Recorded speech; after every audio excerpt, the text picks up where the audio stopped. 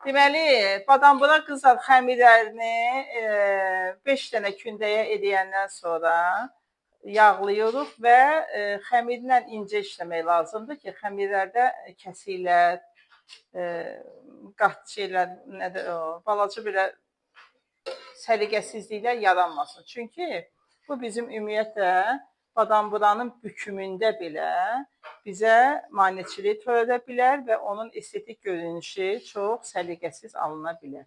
Vurmalarda belə, səliqəsində belə incəliklə, mənim əlcə ilə yağlamağıma baxmayın.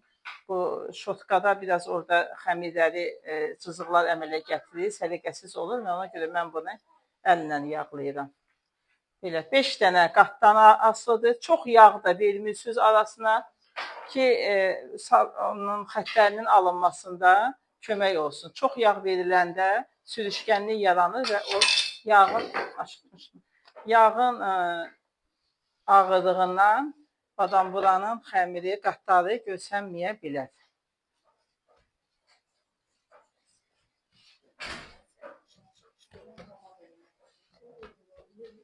Bir əməl xanım, onu verin mənə. Sağ ol.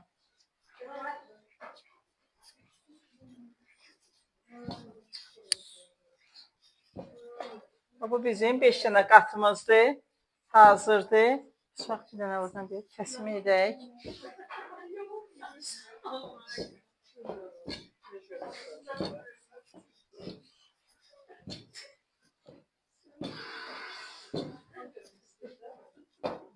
Xətimiz hazırdır.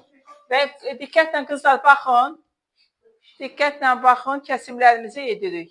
Deməli, kəsimlər badamburada rulet şəklində kəsilməməlidir.